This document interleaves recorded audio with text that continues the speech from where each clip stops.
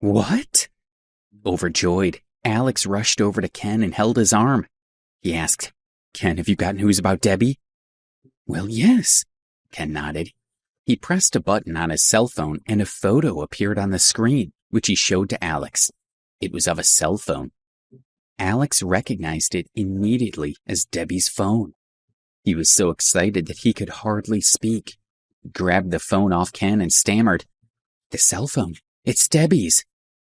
Well, our people found it in Washington, D.C.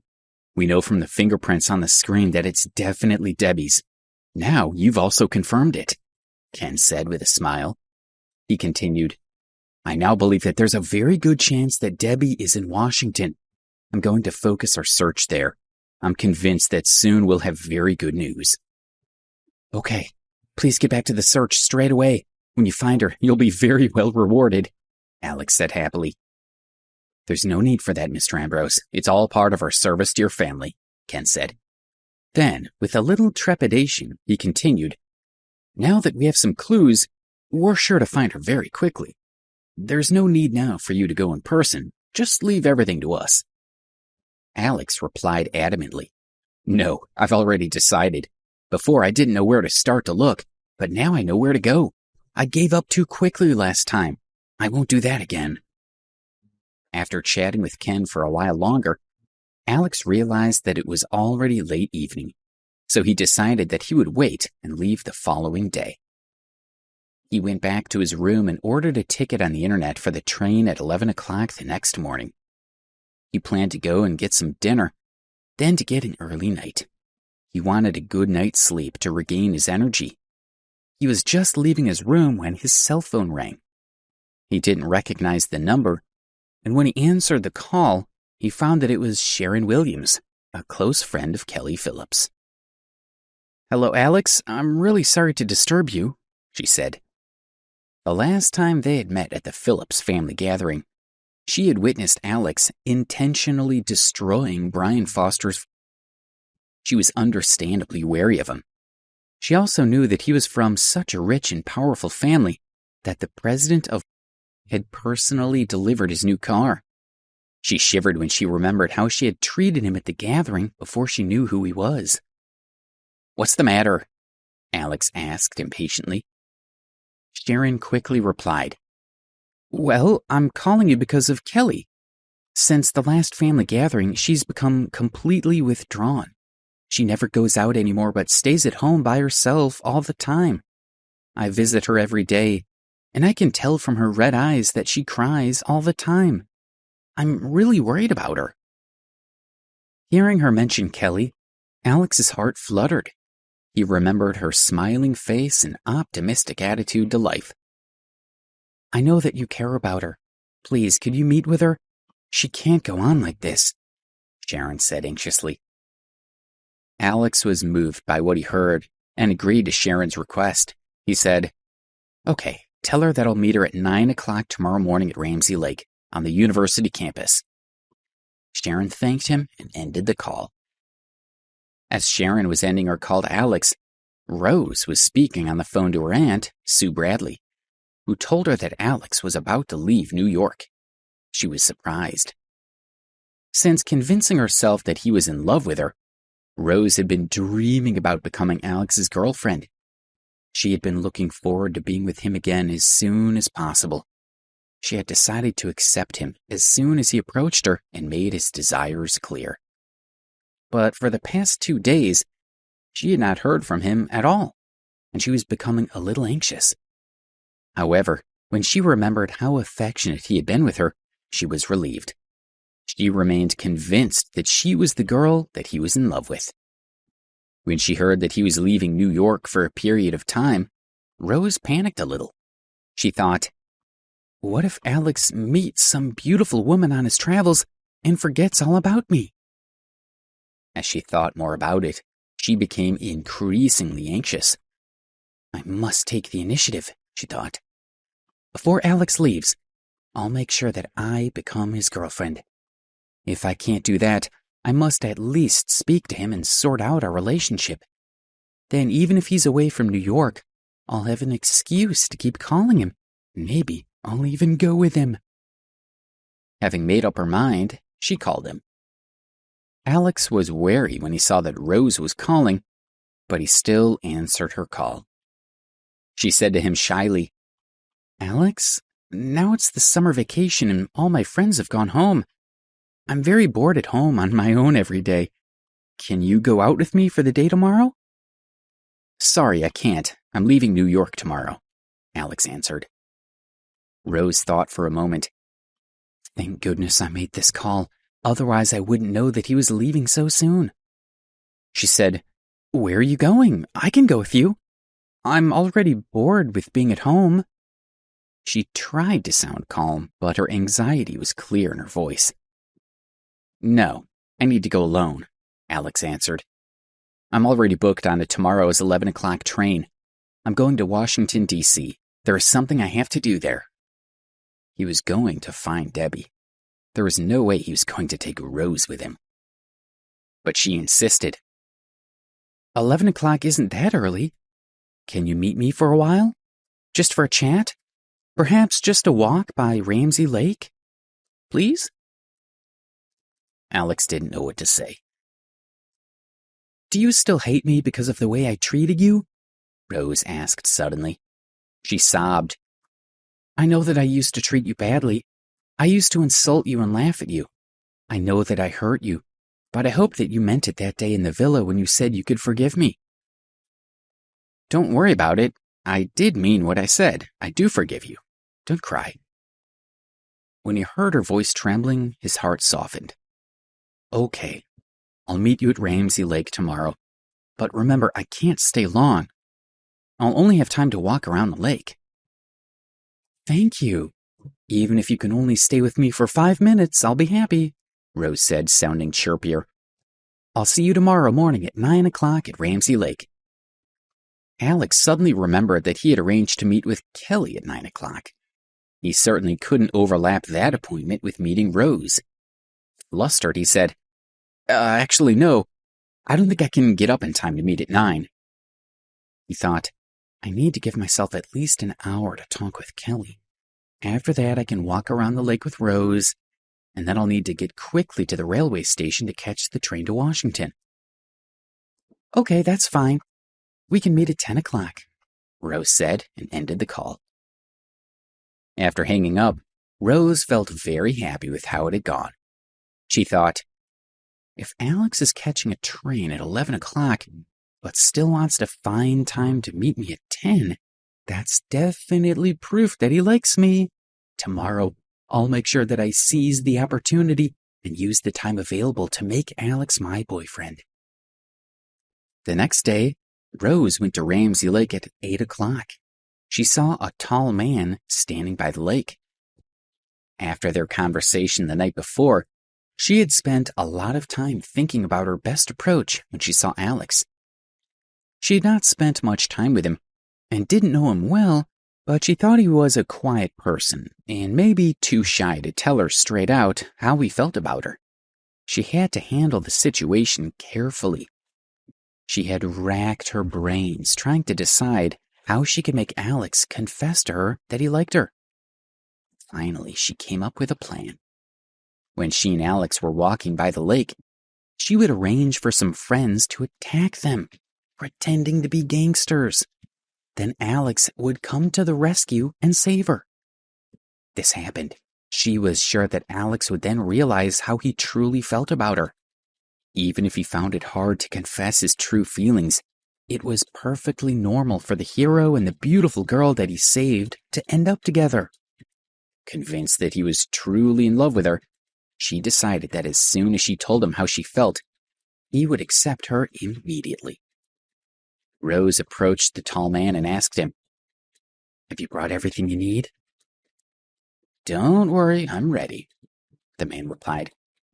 You see, I have a black stocking to cover my head, and this is a model knife. The blade can be retracted.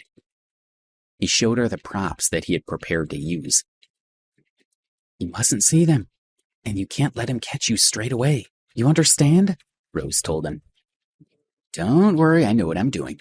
Remember, I'm a professional. It's my job to stage these sorts of stunts for films, he answered proudly. Okay, but before he comes, let's practice so we know exactly what we're doing. It can't go wrong, she said and turned to face the lake.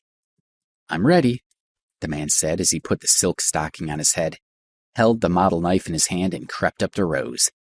He circled his arms around her neck and pointed the knife at her throat. What are you doing? Let me go! Alex, help me! She cried out in panic. Suddenly, they both heard a quivering voice shouting at the man. Hey, you! What are you doing? Let her go! I'll call the police, the voice said. Rose turned her head and squinted in the direction of the voice. She saw two beautiful girls standing about 20 yards away. It was Kelly and Sharon. When they arrived at the lake and saw a gangster with his knife against a girl's throat, they were shocked.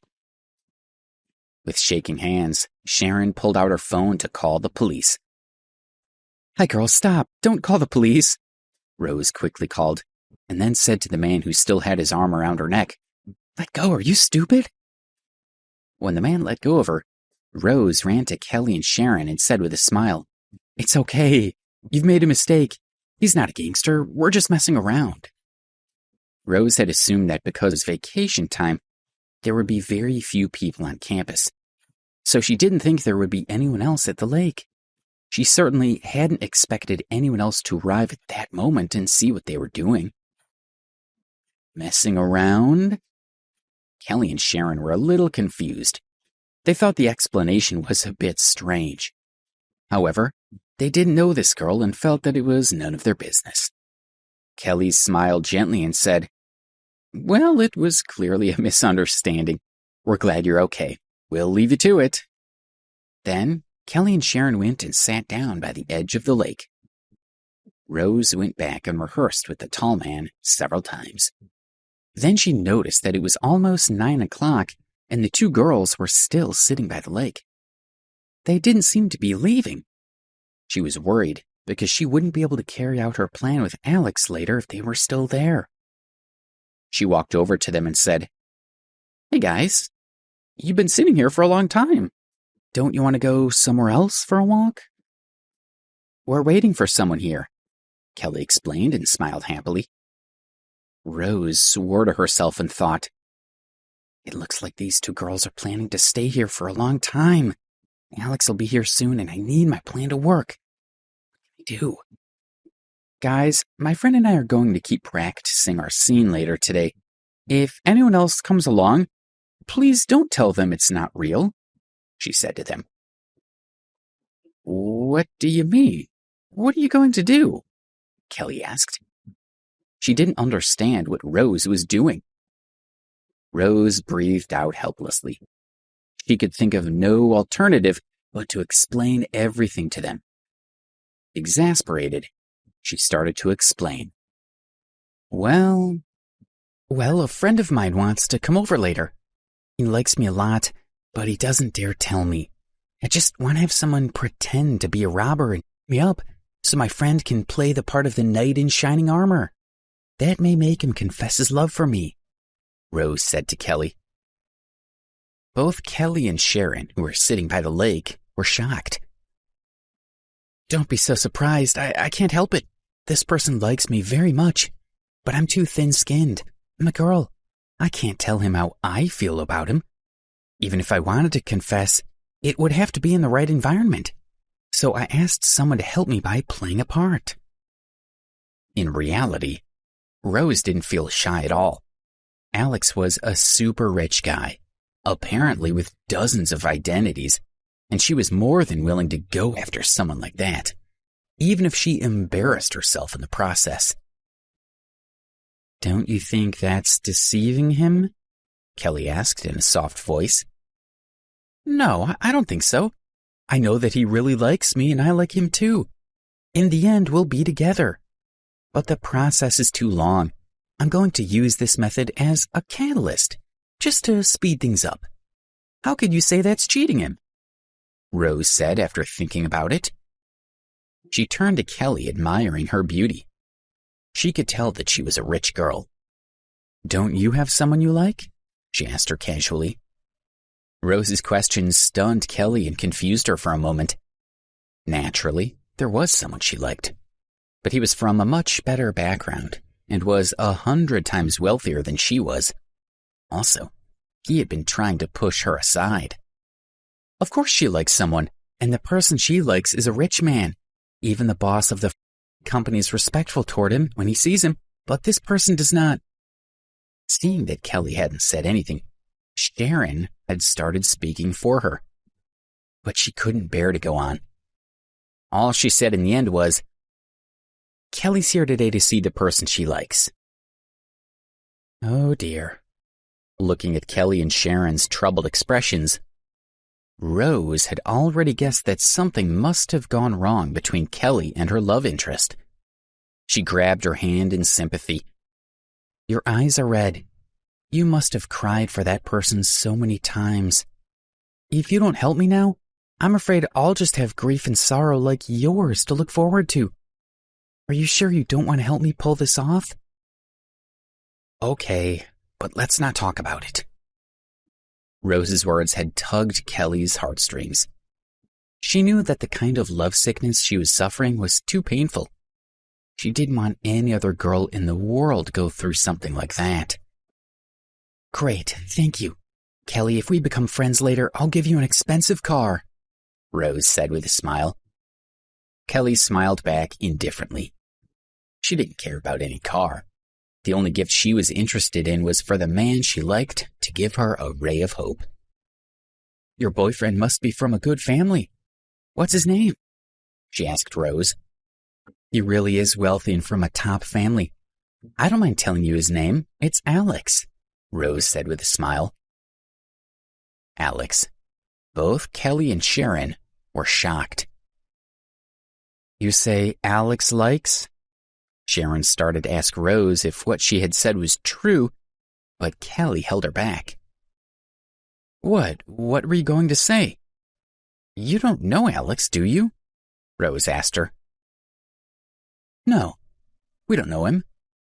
Kelly's heart suddenly felt heavy. She thought that if she admitted that she did, she wouldn't be able to meet Alex that day.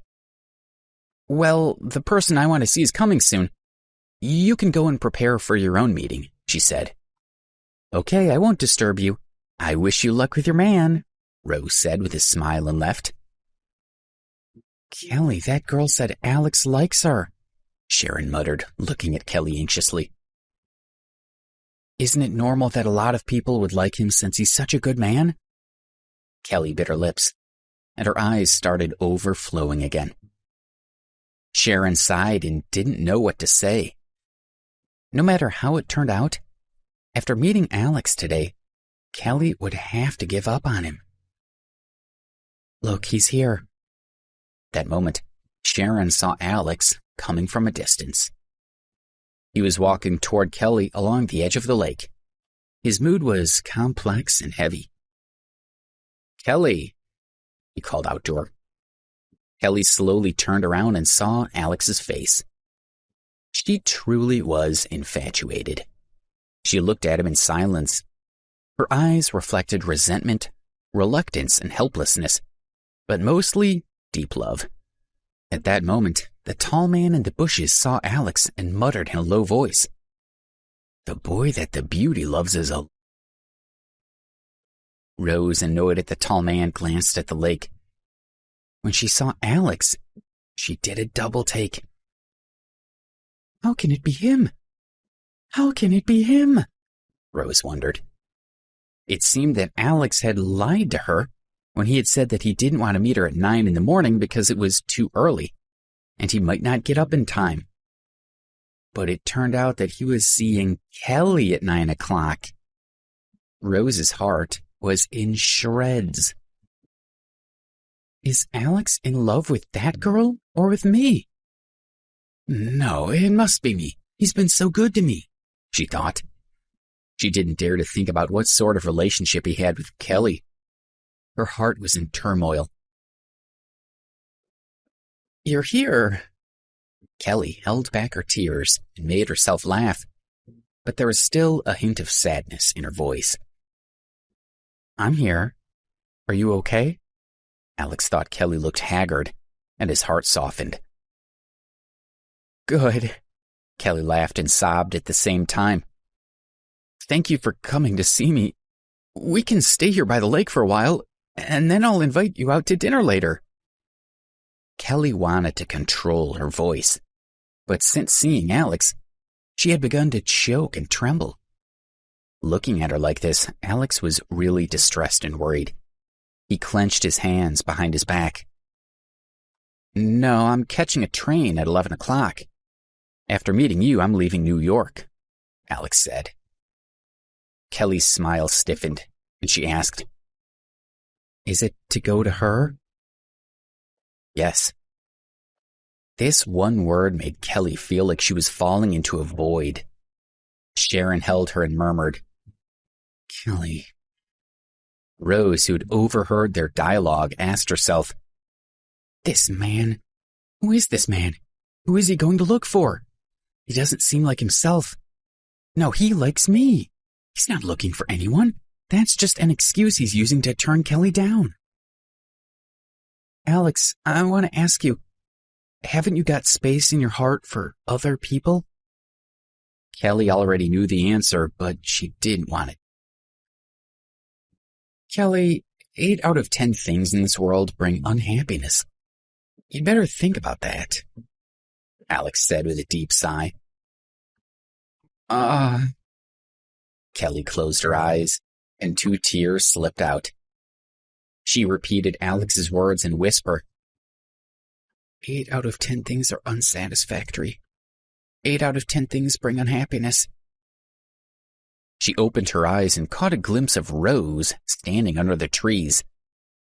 She realized that the girl had also misunderstood Alex, and an idea suddenly appeared in her mind. If there's a girl deeply in love with you who, in order to make you fall in love with her, deliberately asks someone to act out a violent scene to let you be the hero who rescues her, and later she confesses her actions to you, would you accept her? Kelly asked. She was asking for Rose and herself. No, I wouldn't, Alex replied, shaking his head. Kelly looked at Rose quietly, hoping that she had overheard Alex's words, so as not to waste her time and increase his sorrow. Rose shook her head. She still thought she was the person that he liked. If you'd met me first instead of Debbie, would you like me? Kelly asked him, remembering again what he had said about unhappiness arising in 8 cases out of 10. I don't know. Alex was stunned, as he had never thought about it. If there was no Debbie in the world, would you like me? I don't know. There's no if in the world. Alex was very confused. Kelly's tears changed into a smile, and she went over to him. I've seen the answer in your eyes. If there were no Debbie, you would like me. If you'd met me first, you wouldn't have fallen in love with Debbie. I just lost you to bad timing. Alex was stunned and didn't reply. Thank you, Kelly tearfully said with a smile. You've let me know that I'm in your heart. I'm your second favorite woman, which makes me very satisfied. Debbie? How can it be? Alex likes me. Among the trees, Rose's skull was about to explode. She didn't want to believe the conversation that was taking place between Kelly and Alex, but she felt a growing uneasiness. By then, she couldn't stop herself any longer. She wanted to ask Alex a question. Alex! Rose cried out and emerged from under the trees. But wait, you... The tall man who was hiding nearby was wondering why she had gone out without telling him. He quickly put the silk stocking over his head and prepared to carry out the task that Rose had told him. Rose? Seeing Rose appear, Alex was surprised. Alex is the person you like? Rose wanted to ask Alex whether the woman he loved was her or Debbie. But before she could finish her sentence, a hand shot out from behind her and covered her mouth. Ah, what a beautiful girl, said the tall man, following Rose's previous instructions. He tightened his hands around her neck. Let go of her! Alex was shocked, and he was about to run to the rescue. But suddenly, what Kelly had said a short while ago flashed through his mind. If there's a girl deeply in love with you who deliberately asks someone to act out a violent scene... Alex glanced at Kelly and knew that the woman she had referred to was Rose. He couldn't help but look at Rose with hatred, and then he said to Kelly, Everything between us should be settled by now. I'm leaving. With that, he nodded at Kelly and walked away. Little girl, come back to the hotel with me. The tall man was still pretending to assault Rose. Seeing Alex walk away without looking back, he also called out to him in a loud voice. Hello, I'm going to take this beautiful girl to my hotel. Let her roll on the big bed with me. What's the matter? I performed very well. The tall man looked at Alex's departing figure and asked, Rose, how come it didn't work? He released her from his grasp, and Rose slapped him in the face and then beat him up a bit more. Infuriated by her actions, he slapped her back, making her stagger and almost fall to the ground. You bitch! I'm just here to help you act out a scene. Do you eat dynamite for lunch? Do you still want to trick that handsome guy? He made it quite clear that he likes a girl named Debbie. You should be ashamed to say he loves you deeply. Aren't you disgraceful? Stupid women like you deserve to be ignored. After getting that off his chest, the tall man walked away, muttering to himself.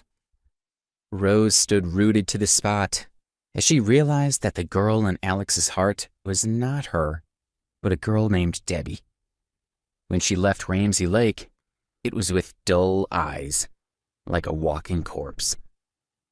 Kelly didn't pay any attention to what had happened to Rose. When Alex's figure disappeared in the distance, the tears that she had been holding back finally started rolling down her cheeks. One by one, they dripped down to her chin and onto the grass. Sharon held her tightly. Watching her shake and cry inconsolably, it seemed that she was about to rupture something inside. Sharon could only pat her on the back and comfort her in a low voice. She could only hope that Kelly would forget all about Alex. At 11 o'clock, Alex got on the high-speed train to Washington, D.C. 2 hours later, he arrived. Coming out of the bustling railway station, he bought a combined bus and subway pass at the Metro subway station. He felt that with so many people taking public transport, he had more opportunities to find Debbie. With the transport card in hand, Alex immediately started his search. He took the subway according to the route he had designed on the train, from the red line over to the orange line, with a few bus rides built in, traversing the metropolitan area from Northeast Washington to Fairfax. It took Alex more than 3 hours to visit the areas. When he was on the bus, on the subway, or even walking from one bus stop to another, Alex would pay special attention to the people around him, for fear that he would brush past Debbie without noticing. He got off the train again at a subway station in Arlington. After walking for such a long time, he was hungry, and he remembered that he hadn't eaten lunch. Standing on a broad central avenue in the bustling suburb, he looked around for a casual place to eat. As he wandered down the street, a fragrant smell reached his nostrils. He saw a food truck with a sign advertising burgers, pancakes, and more. Beside the truck was a small cart selling vegetables. Alex remembered that when he was with Debbie, he often bought them food at a food truck. He couldn't help but walk toward it. While he was approaching, he saw a buxom girl standing behind the vehicle arguing with an old man. The closer Alex got, the more serious the quarrel became. I've given you the money. Why don't you go? Are you trying to steal my money?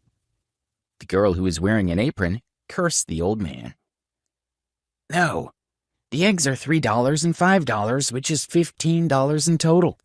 You should give me $52, $5. You only gave $45 and still owe me $7, $5. The old man was pulling the girl's leg to collect money. You ass! I've always paid $3.15 for your eggs. Take the money and go away. Stop disrupting my business, the girl said sharply. What? $3.15? That's what they cost a month ago, and prices go up. If you can't afford it, give me back the eggs and I'll sell them to somebody else. The old man tried to snatch back the carton of eggs the girl had taken. Go away, these eggs are already mine. Take the money and go. The girl kept the eggs and refused to be manipulated by him. Why are you so unreasonable? Today I won't let you have them. The old man also seemed to be in a hurry. By then, Alex had reached the food truck and stood in front of him. Hey there, beautiful, don't be so impulsive, Alex said to the girl as he pulled the old man away. This little girl is bullying me. I'm going to smash her eggs and do some damage to her food truck. Young man, let me go. The old man was so angry that he was chomping at the bit to fight with the girl. Who's bullying who? Come back here if you have the courage. If you dare to kick my truck, I'm not responsible for what I'll do to you, the girl shouted, pointing her finger at the man. Alex couldn't help but sigh as he frowned at the girl. Here, I'll give you the money she owes you. Alex thought it wasn't worth making such a fuss over a few dollars. This little girl's attitude really pisses me off. Do I care about the money? If I don't smash her snack truck today, I'll not be able to forgive myself. The old man seemed to need payback. Do you think this is okay? Look, I'll give you $100 if you forget all this and just walk away, Alex said, after thinking for a moment about how to best handle the situation. Let go of me. It's no use saying anything. Wait a minute. How much did you say? $100, Alex repeated with a smile. You're not teasing me, are you? The old man's attention was no longer on the girl. When Alex let go of him, he looked at Alex in disbelief. With a faint smile, Alex took out his mobile phone and pointed to a QR code sign on the old man's vegetable cart. Is this your payment code? I'll transfer it to you, he said, scanning the code and sending him the money. Thank you. You're so bright. The old man bowed to Alex and took some carrots and lettuce from the cart and pressed them into his arms. Take these. They're all from my own farm. After Alex declined, the old man happily pushed his cart over to a beat-up car, hooked it up, drove away. Why did you help me? The girl asked, staring at Alex. For no reason in particular. You shouldn't bully him, you know, Alex replied with a trace of solemnity. For the first time, he got a good look at the girl's face. Her short hair was scorched, her skin was discolored, and there were scars on her face. It looked like she might have been in a fire. There was also some inflammation and a few open sores. In other words, she was really ugly. You seem to enjoy bullying him. What's wrong with you? Alex said to her, making the girl angry. Okay, forget it, he added, sighing. It seemed that the girl had a bad temper. I'd better stop talking to her, he thought. Make me a pancake with ham and shredded potatoes on the side, he said. I won't, the girl flatly refused. You won't make it for me? I didn't provoke you. Alex was really angry. He had helped her out, and now he just wanted her to make him a pancake. Her attitude was atrocious. You cared about me. I love what you did, but I won't do anything I don't want to do. She seemed to think there was nothing wrong with her reaction. Okay. Alex didn't want to talk to her anymore. He was tired from walking. He tore a piece of paper from a notebook in his backpack and put it on the curb, where he sat down in a huff to have a rest. He sat on the curb for 20 minutes. During that period, 5 or 6 passers-by came to buy food from the girl. He observed that when she took the eggs, her eyes flashed. It seemed that she thought that she had the eggs thanks to his help. He felt that she might have repented a little. By then, he had rested enough and was ready to take the bus to other places to continue his search, but his stomach was growling. He stood up, went over to the girl, and said politely, "Please, could you make me a pancake now?" "Go away." She acted like a cat whose tail had been trampled on. "Why are you so shameless? Get out of here. Don't let me see you again. I'd feed the pancakes to a dog before giving you any." "I just want to eat a pancake. What have you got against me?" "What's wrong with you? I know I'm not good looking. Do you want to continue poking fun at me? Believe it or not, if you call me beautiful again, I'll take this pan and hit you over the head," she said angrily. Alex was stunned. In school, no matter how beautiful or ugly the girls were, or how old they were, they called them all beautiful. Alex had just said that earlier out of habit. But realizing that the girl mistakenly thought that he had been mocking her, he felt very ashamed. "I'm sorry, I didn't mean to mock you. I'm a college student. In school, it's a term we use for everybody. Anyway, I'm obviously not what you think," Alex said in his apology. "Really?" The girl saw his sincerity and felt less angry. "Okay, I believe you, but I hate it when people comment on others' looks. People are born with their appearance. You're good looking. All I can say to you is that you're lucky and have no right to laugh at others." Alex had been ridiculed as a loser many times, and he could understand the girl's mood. "Well, as you can see, I'm not qualified to laugh at you when I dress like this." Alex wore a very ordinary outfit. He didn't own many good clothes. In addition, he had been walking at top speed for more than 3 hours, so he was sweaty and covered in dust. He looked like a poor little loser. The girl laughed. Alex's words had reached her heart. She looked at him intently and said with a smile, "You are a little loser." "Hey, beautiful. Hey, girl. Are you not angry with me anymore?" Seeing her smile, he relaxed a little. "If you don't laugh at me, why should I be angry at you?" the girl said as she glanced at him. "That's good to hear. If you're busy, I'll leave you to it." Alex waved his hand and started walking away. "Wait, don't you want pancakes?" "You'll make them for me?" Alex asked in surprise. The girl didn't answer. She had already scooped a ladle full of batter from a bowl, poured it onto the grill, and made it around with the back of a spoon. Alex's heart warmed up, and he walked back to the food truck's counter. An appetizing aroma reached him. "You're a very skilled cook, and they smell delicious," he said to her. "There's nothing to it. If you go to a training class for a couple of days, you can learn how to make them. But if you don't develop the skills, so much the better for me. It keeps me from starving to death," the girl said while flipping the pancakes. "Don't you have someone taking care of you at home?" Alex thought her comment was very strange.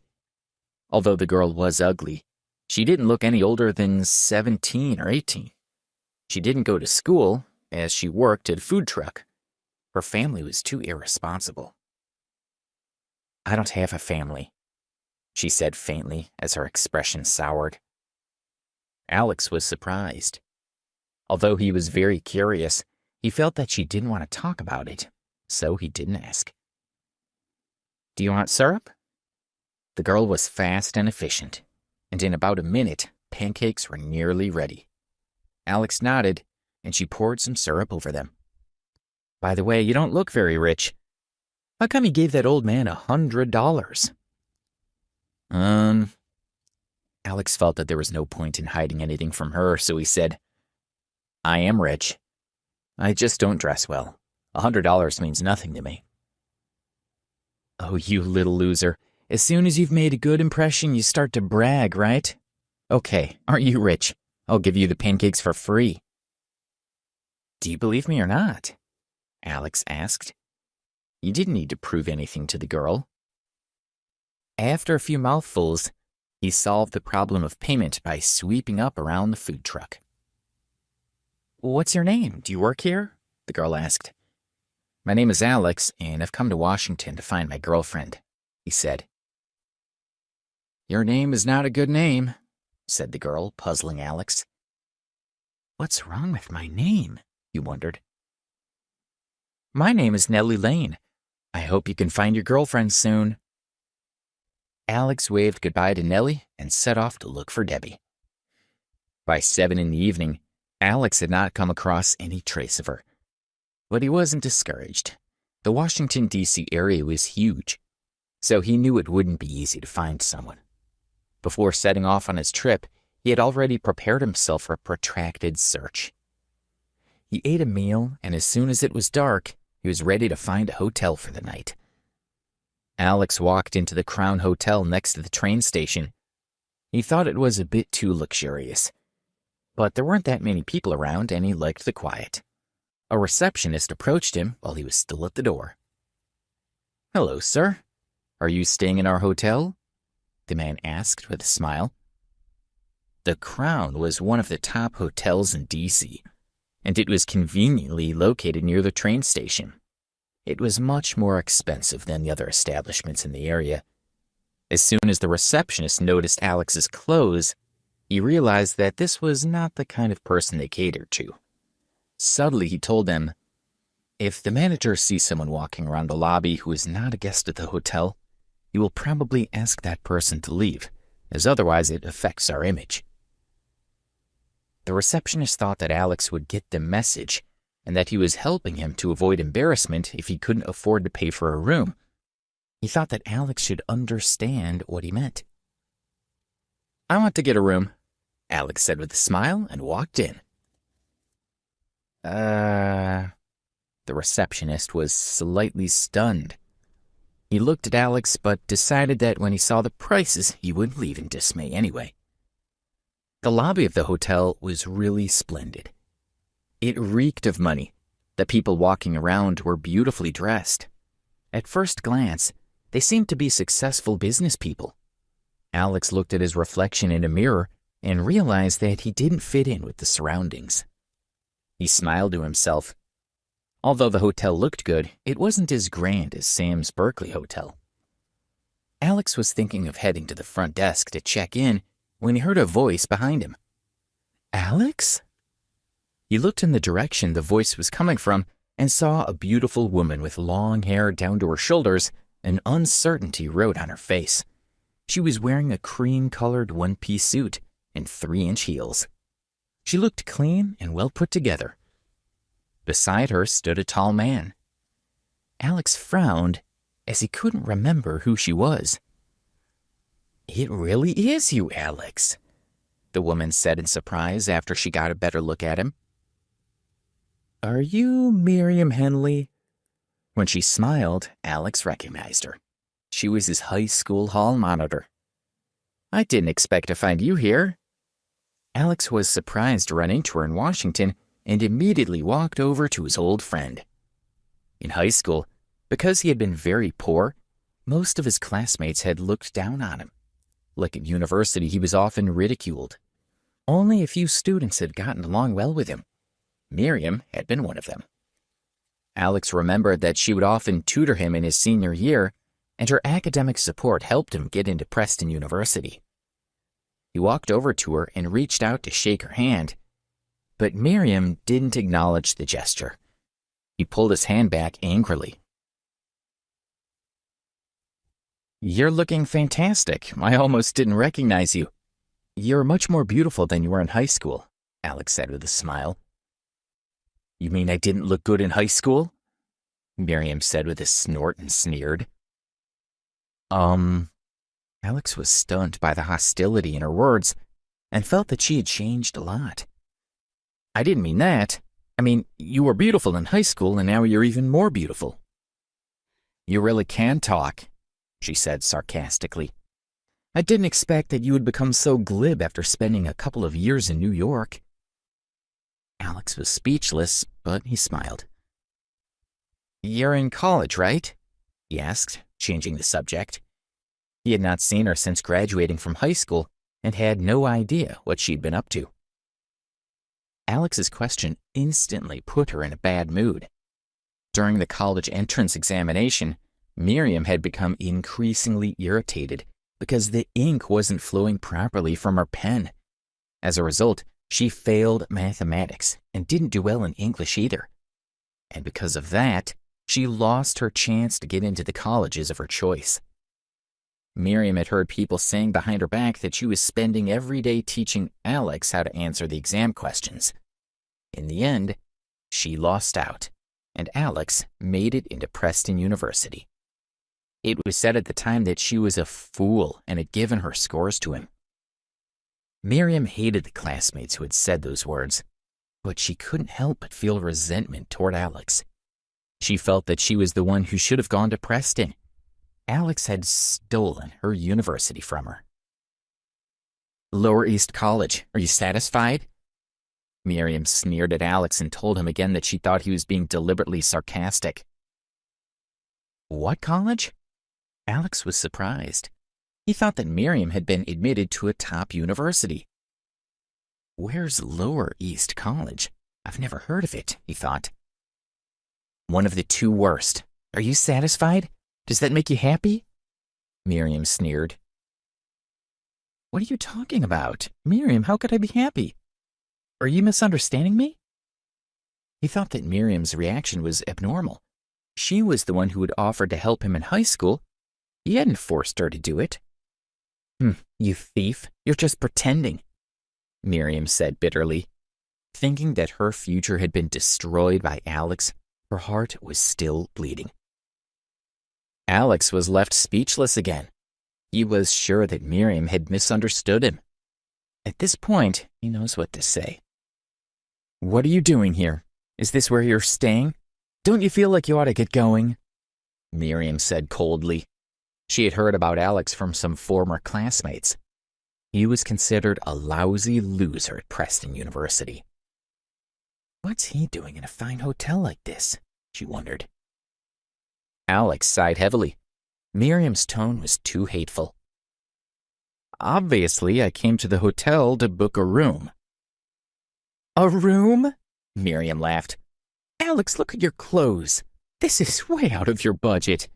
You obviously didn't go home for summer vacation. Did you come all the way from New York to Washington to find work here? I've heard from other students that you pay for your living expenses by working during your vacations. How much money can you earn by working 2 months? $4,000, $5,000? Is that the sort of money you earn?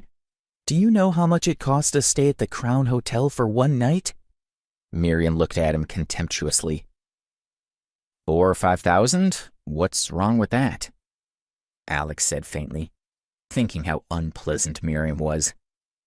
In New York, he stayed at the Berkeley Hotel and at the Azalea Guest House, which was more expensive than the Crown. Oh, you seem so relaxed. It seems that $4,000 or $5,000 doesn't mean anything to you. This hotel is really cheap for you, isn't it? The cheapest room is actually only $2,000. Miriam assumed that Alex was in Washington to find work, which proved that he didn't have much money. He clearly didn't have any idea of the prices of the hotel, and there was no way he was going to be able to afford a room. Baby, who is this guy? The man beside Miriam asked her. He was wearing a white t-shirt and blue jeans. He looked like a hip-hop singer. He was Miriam's boyfriend, Jake Grant. This guy? Miriam sneered. She looked at Alex with a terrible smile in her eyes. He's the high school classmate I told you about who stole my college dream. In high school, he was a lousy loser. Often, all he ate was bread in the morning, at noon, and in the evening. He was so poor that he didn't even have the money to buy notebooks. In order to save paper, he used pencils instead of pens so he could erase what he wrote and reuse the pages. He could also write on the front and back covers. So it turns out that this is the guy you've complained to me about so often, Jake said to Miriam, pointing at Alex in surprise. He looked him up and down and snorted contemptuously. Miriam gave you every opportunity to attend a good university. I see that you're dressed appallingly, so you don't look like you're doing too well at college. You're such a disappointment to Miriam. Don't you feel guilty? What? Alex didn't understand the meaning of Miriam gave you every opportunity to attend a good university. He didn't want to be near Miriam anymore, so he went over to the front desk. "I'd like to see how you pay," Miriam muttered, as she and Jake followed behind him. "Hello, I'd like one of your better rooms, please," Alex said to the receptionist. "Well, I can offer you a large, elegant room with a king-sized bed. Would that be all right?" Although the front desk lady also had her doubts about Alex, she was polite, and Alex nodded. "Sir, the price of the room is $2,300 a night." The front desk lady motioned for Alex to pay up front. "If he can afford it, I'm seeing flying saucers," Miriam said. She and Jake had walked up beside Alex. They looked at him with wicked smiles, and Miriam turned to the receptionist. "I would advise you to be more perceptive about people who come up to you, so as not to waste everyone's time. Because otherwise you can spend a lot of time talking to someone, and then it turns out they don't have the money to pay." The front desk lady could only reply with a weak smile. Alex was getting angrier and angrier. He stared at Miriam for several seconds. "Look, are you taking the room or not? We're waiting to check in. Will you hurry up?" Miriam glared back at Alex. Alex couldn't help sneering. "Okay. Didn't you say I couldn't afford a room? I'll get the most expensive room for today, just because of you. After all, I have my First Republic bank card, and it has millions of dollars on it." "Miss, please give me the most expensive room you have here," Alex said to the lady at the desk. The receptionist was stunned. She doubted that Alex could afford to pay for the elegant room with the king-sized bed, let alone the most expensive one. "Sir, in fact, the elegant room is also quite wonderful. Have you heard that, Alex? The front desk lady doesn't believe your lies, yet you're threatening to book the most expensive room here. You're going to make us die laughing," Miriam sneered. "You'd better see if you can afford the elegant room first." "This man is really out of his mind, miss. I think you'd better ask the security guard to come over and remove him from the premises," Jake said with a smile. The front desk lady decided that if Alex was deliberately messing with her, she would call security. Alex didn't say anything. He removed his backpack, took out a card wallet, pulled out his First Republic bank card, put it between his fingers, and extended it to the front desk lady. "Can you give me my key now?" "Alex, don't be foolish. You've come to DC for work. Don't you realize that if you stay here for just one night, you'll spend half your earnings? You're so stupid. I really don't understand how you got into Preston University," Miriam said. Seeing the card in Alex's hand, the front desk lady was shocked. She was familiar with the various bank cards and recognized the First Republic Bank Black Card. The only people who got that card were those with $30 million in their personal accounts, which meant that the young man in front of her was worth at least that. "Sir, I was being impolite. I'll handle it for you now. I'd like to tell you about the most luxurious presidential suite in our hotel. It has 2 king-size beds." "Hello, miss. What are you doing?" Miriam didn't understand why the woman's attitude had changed so much. Jake held her back. He had also seen the First Republic bank card in Alex's hand, and he was flustered. "What's the matter?" Miriam was still a college student and didn't know anything about that prestigious card. The card in his hand is the First Republic Bank Black Card. You only qualify for one of those when you have a minimum of $30 million in your account. He's not a poor loser, but a multimillionaire. Who told you to scold him just now? Now what can you do?" Jake was rattled and suddenly quite shy. "Oh." Miriam was surprised, and her heart skipped a beat. How could she have guessed that Alex would have millions of dollars to his name? She was deeply worried when she thought about how rude she had been to him just now. When she saw Jake looking at her reproachfully, she said in a low voice, "Why are you looking at me like that? How could I have known that he had so much money?" Jake stared at her. He stealthily glanced at Alex.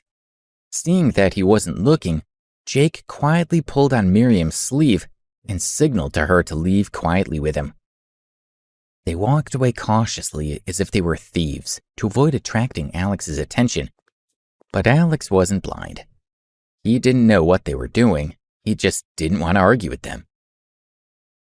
"There's no need to tell me anything more, I'll just take the room," Alex said to the receptionist. "Okay, I'll set it up for you right now." The lady took Alex's card and began to swipe it. She suddenly raised her head and said, "Sir, your card can't be used." Alex was shocked, as were Miriam and Jake, who were still within hearing distance. "Could you please try it again?" Alex remembered that he had used the card that very afternoon to pay $100 to the man who had been bothering the Pancake girl, and it had worked just fine. "Really, sir, I've tried it 3 times. Your card just can't be used. It shows that your account has been frozen." The front desk lady put the bank card on the counter. "Do you have any other cards I can run through?" "Just a moment." Alex had no other cards. He took out his cell phone to call the manager of First Republic Bank to ask what was going on. Seeing that Alex's card was useless, Miriam and Jake looked at each other and stopped walking away. "Hello, manager. What's wrong with my card?" "Oh, Mr. Ambrose, I'm really sorry.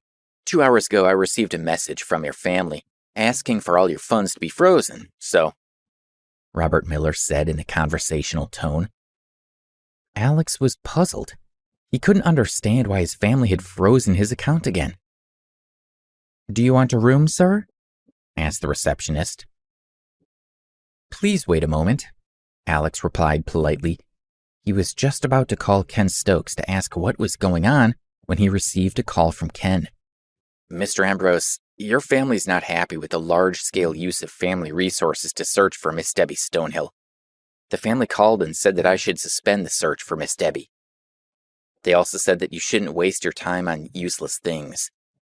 That you should go back to New York to manage your business. They said that if you don't listen, you will not be able to use a cent of the family's assets." "That's ridiculous. Looking for Debbie is the most important thing in the world to me. If that's how the family feels, let him feel that way." Alex gave a cold smile. "Mr. Ambrose, please think about it carefully. If you continue to search for Miss Debbie in person, none of the family members, including me, will give you any help. If you come back here, although I can no longer use the full resources of the East Coast Division to help you find her, I can use 1/5 of the resources and the family will not say anything. That's better and more effective than you looking for Miss Debbie alone," Ken said.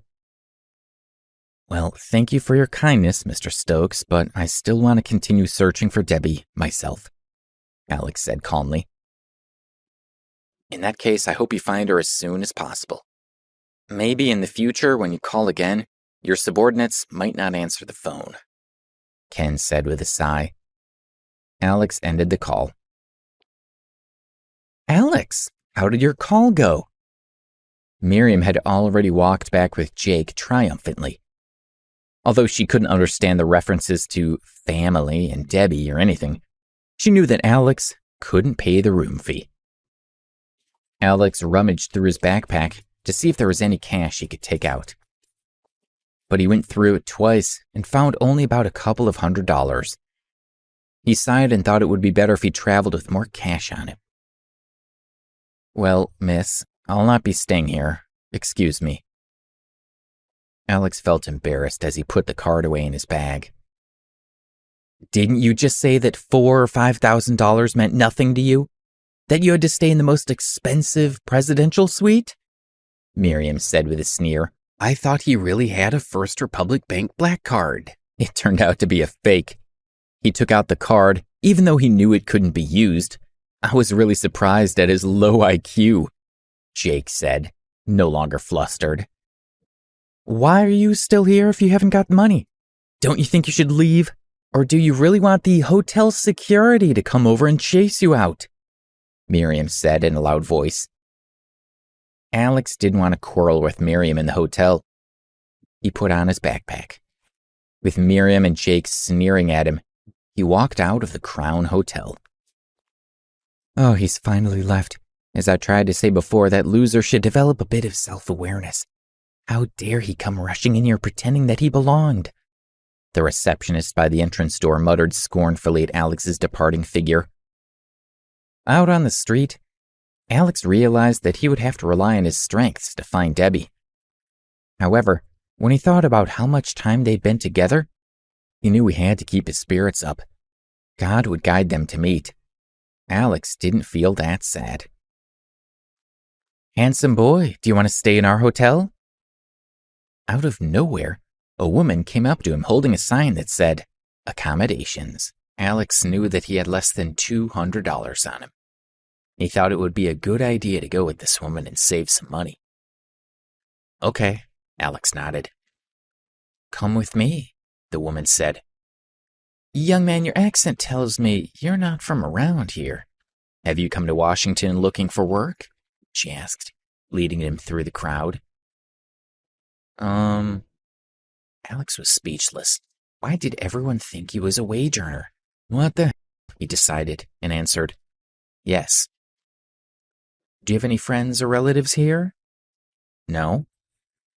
Then you're very brave coming to Washington without any support. She looked back at him and laughed. By then, she was leading him through a badly lit street. Are we near? Alex suddenly felt a little uneasy. The place was so dark that it seemed dangerous. We're almost there. It's not a fancy place. We only charge $25 a night. You know, in the Crown Hotel opposite the railway station, they charge $2,000 or $3,000 a night. As soon as she looked at Alex's face, she knew what he was thinking.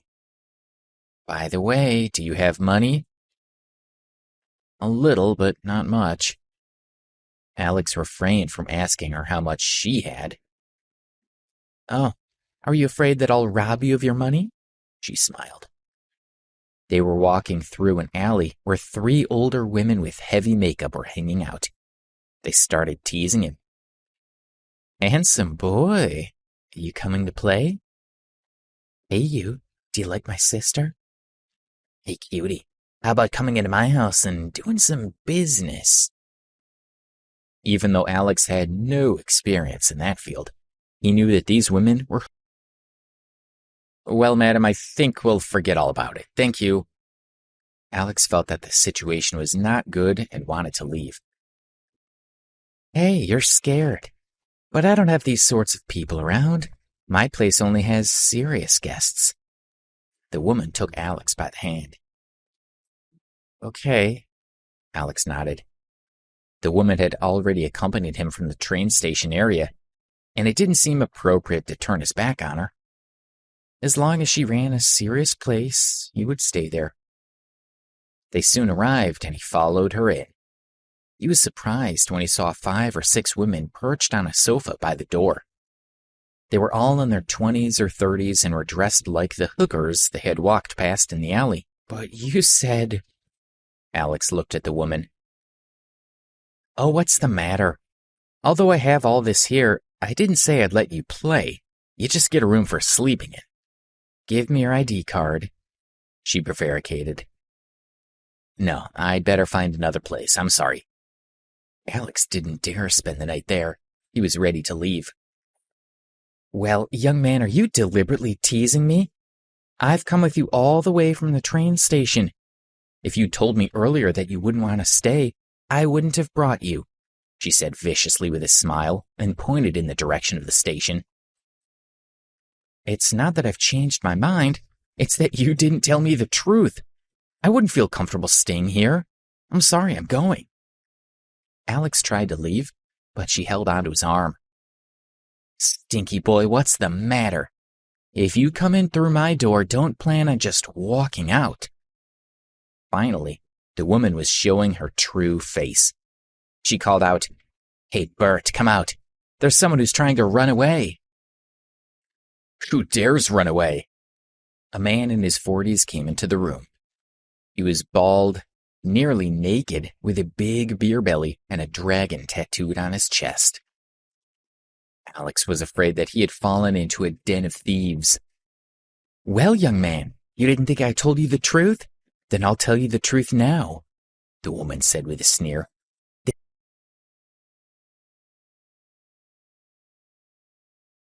"They don't charge a lot. You just do as I tell you.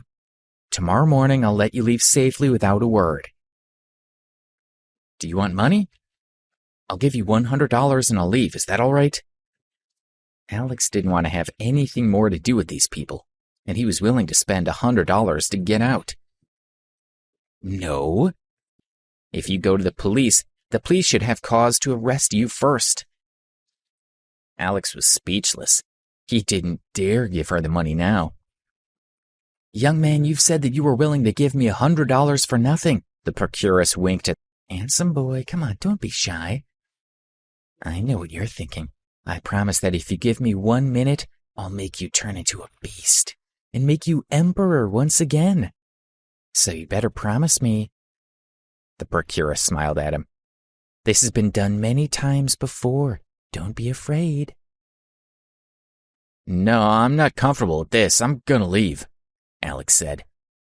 The more he looked at the women on the sofa, the more disgusted he felt. Their frivolous words made Alex feel especially nauseous. He didn't want to stay there for a moment longer, so he pushed the woman aside, opened the door, and went out. Ouch! When Alex pushed the woman, he staggered and nearly fell down. "Bert, quick, catch that boy!" Her husband didn't expect Alex to be so stubborn. He spat and ran out of the house immediately and grabbed Alex's jacket. "Do you want to start a fight with me? Will you stay here tonight or not?" Bert asked him. Alex didn't feel afraid of him. He had destroyed 2 criminal gangs in New York, the Azure Dragon Society and the Flag Sect. This lady's husband seemed no more than a common gangster. "I advise you to leave me alone right now, otherwise..." "Otherwise what? You're a poor working man. What do you think you're doing? Believe it or not, no one is going to come looking for you in Washington," the man said threateningly. Alex didn't need to talk to him anymore. His fists were clenched and ready to smash him in the nose. He was strong enough to deal with this middle-aged man. "Let him go!" Suddenly, a sharp rebuke rang out. Alex, the man and his wife, and the 6 all looked in the direction of the sound. A small figure appeared in the dark alleyway. Seeing her face, Alex was shocked. It was Nellie, the girl he had met selling pancakes from a food truck. "What are you doing screaming at me?" Bert yelled at her. "Let him go!" Nellie ignored the insult. Her attention was on Alex. "Bert, don't pay any mind to the ugly girl. Take this boy into the house," the procuress said. "You stinky woman!" Nellie shouted at her. "Girl, do you want to die?" And several of the girls around him also began to scold her. "Look at your clumsy appearance. How do you dare go out and face people? Not only are you ugly, but you stink. Go find yourself a boyfriend to talk to. If you don't outgrow your looks, you're not even going to be able to go shopping without scaring everyone you meet." Nellie glared at them fiercely, then snorted, and then looked at the lady's husband. "Let him go, or I'll report you to the police. So what are you waiting for?" "Girl, you don't want to live, do you?" The procuress rolled up her sleeves and strode over to Nellie. "Do you still want to call the police?" Before Alex had a chance to react, Nellie spoke again. "I'll call the newspaper." She raised her head. Her face was blushed, but there was no fear in her eyes. "Not only do you run a prostitution ring, but you've added the crime of beating someone. I doubt you'll be able to escape the police net. I won't give up without suing you." "Do you think I'm afraid of them? How do you think I could be working here for such a long time if I were afraid of the police?" the procuress roared. The group of gathered around her. "So you're not afraid of the police? How strong is your protection?" Nellie asked. "This is all I have to say. If you don't let him go, I'll report you at the police station. And I want to add that if the police come, You will not be the only one to have bad luck. All the people on this street will be taken away with you. Nellie was proving to be quite fearless. The procuress glanced at her husband, who looked embarrassed. She didn't know how to end this situation. Bert, let the boy go. Don't ruin the business of the whole street. We're all the same here. We rely on the railway station, which brings in many people, Bert said. Nellie was determined to save Alex, and they also began to persuade the lady and her husband to let him go. Bert bit his lips, sighed deeply, gave Alex a hard shove, and pushed him away. Go away, and never come back here again. Let's go back inside. He had never witnessed such an ugly scene in his neighborhood, and he was afraid that the stubborn girl really would report them. Although the madam had no choice but to give up on Alex, when the madam of the rest of the group all went back, only Alex and Nellie were left in the alley. Thank you, Alex said to Nellie, as he was deeply grateful for her performance just then. She stared at him and her lips tightened. She raised her hand and prepared to face, but he quickly grabbed her hand to stop her. Why are you me? Alex asked with surprise. She shook her hand vigorously. He noticed her embarrassment. It seemed that if he didn't give her a fight, she wouldn't be happy. You want to fight? He let go of her, stood in place, and closed his eyes.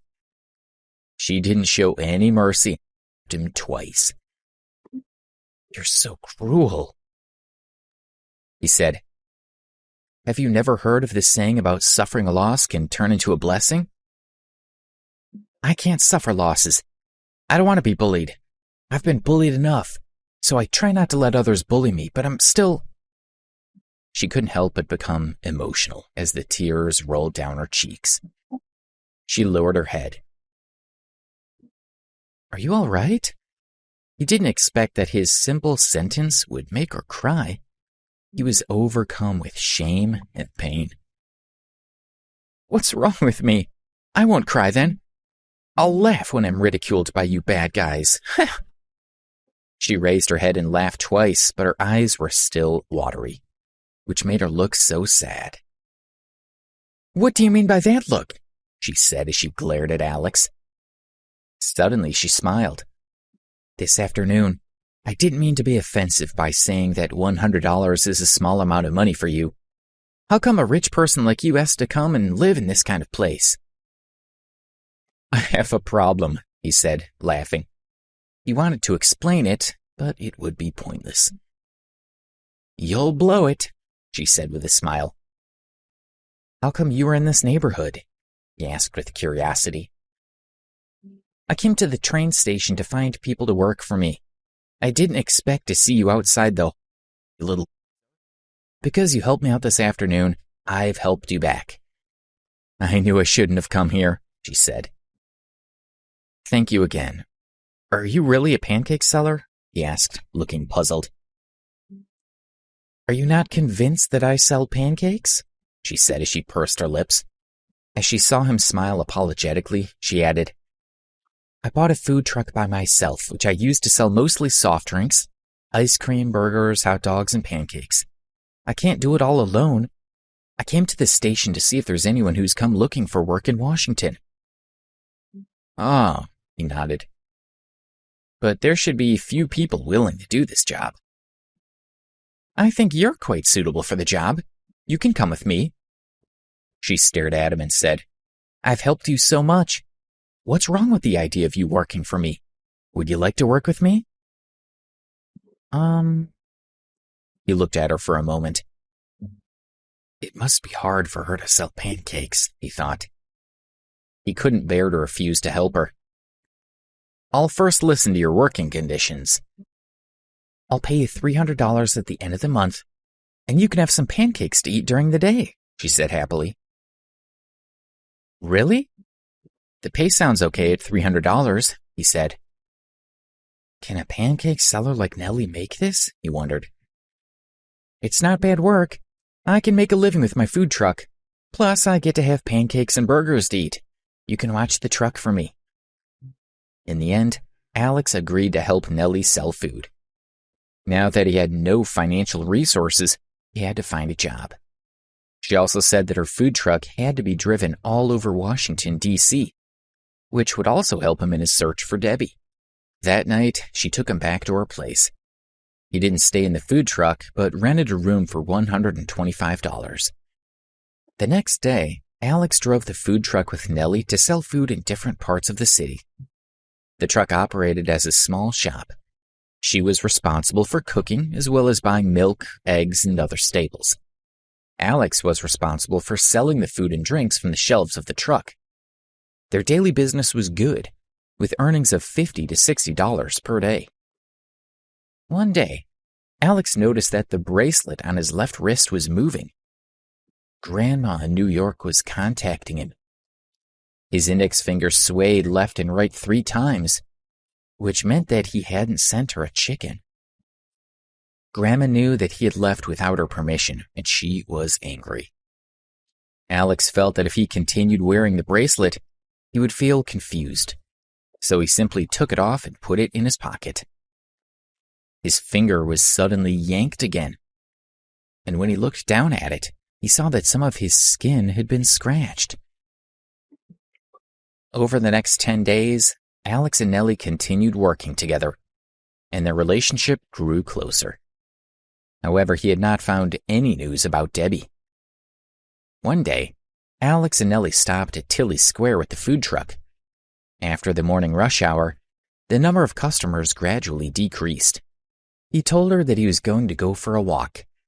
She knew that he was going to go and look for his girlfriend. So she told him that if he wasn't back by noon, she would deduct $75 from his wages. Looking at him from a distance, she sighed, sat in the food truck, and watched television. When it was nearly 11:30, she was still absorbed with the television show when she heard a voice in front of her. "Hey, girl, make me 2 pancakes." Her heart caught on fire. She looked up and saw a man and a woman standing in front of her. The woman was dressed casually in white clothes and wore sunglasses and a brown sun hat. The tall, strong man was dressed in black and looked like a gym coach. "What are you looking at? I'm starving," the man yelled at her. "Honey, do you think she looks clean?"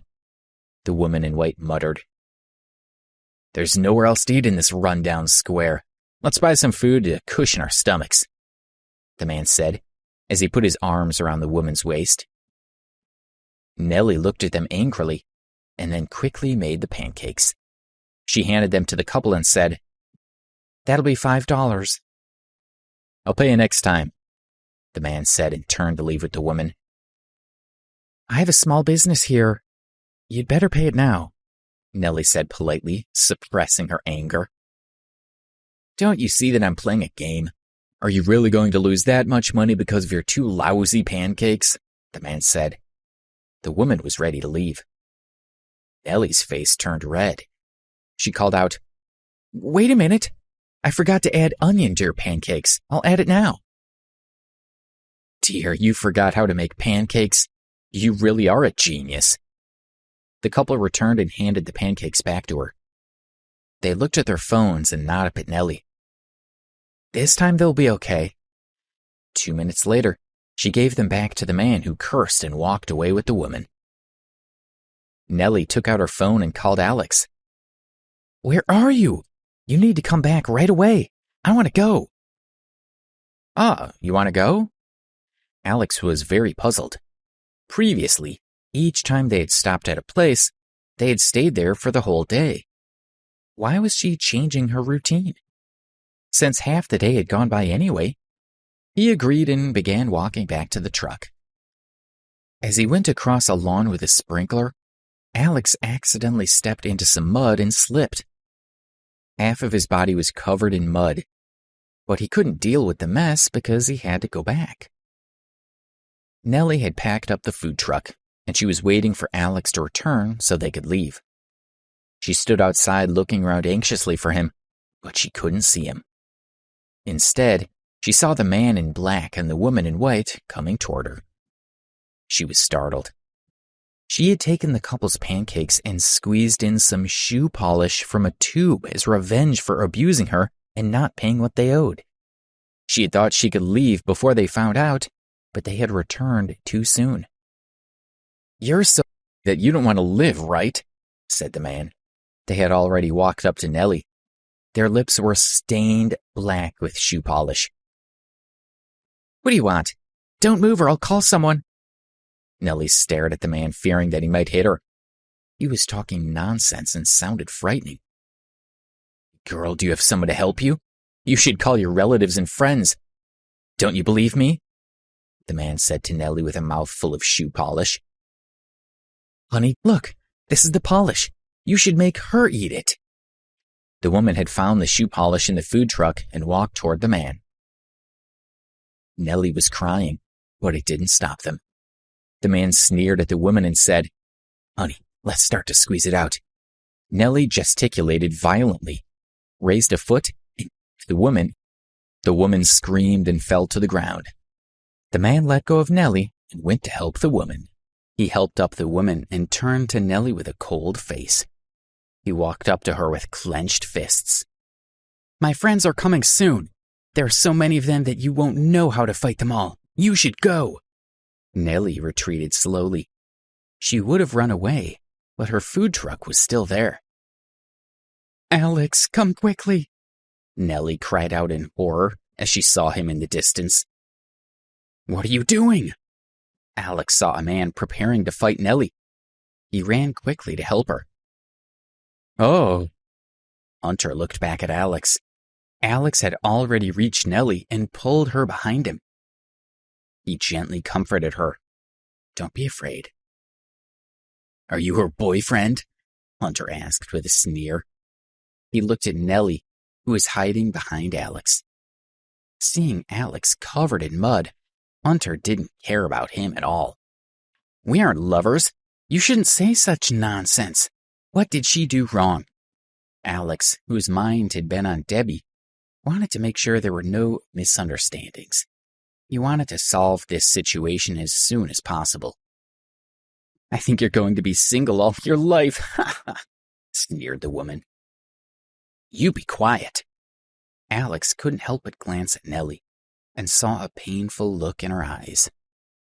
He knew that the woman's words had hurt her self-esteem.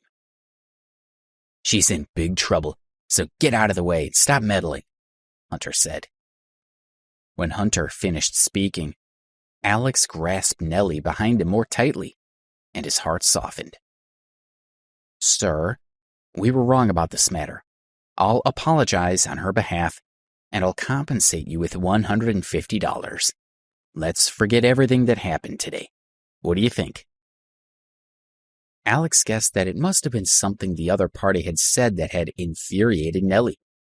She would have reacted in that way, but it would be better to resolve the problem if he could.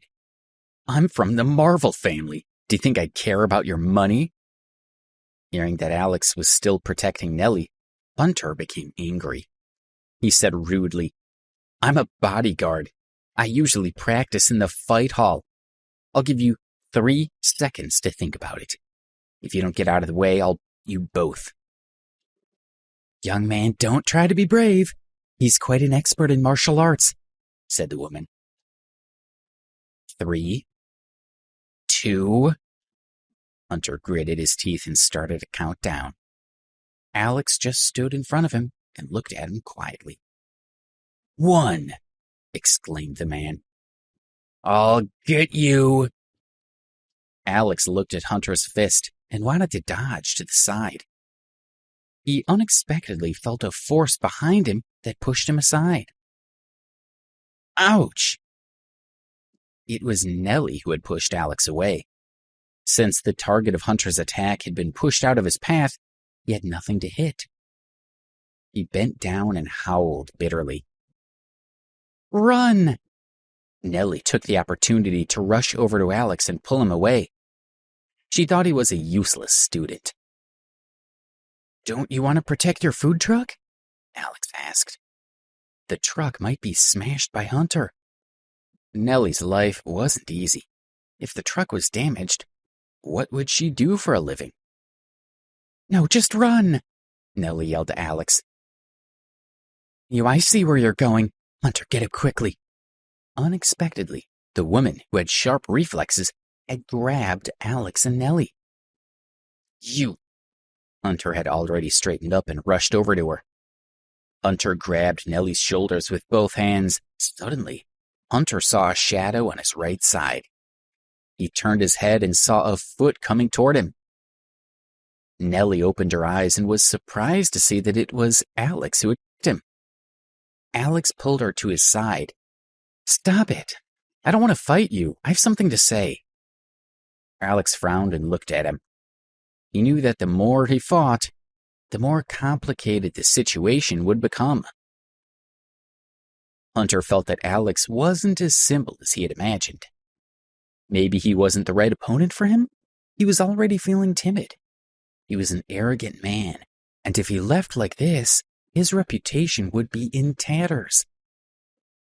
Hey, if you pay me $300, I'll go. Hunter also wanted to find a way out for himself, but Alex raised his hand, and with a whoosh sound, a bunch of Hunter's hair fell off. He was shocked.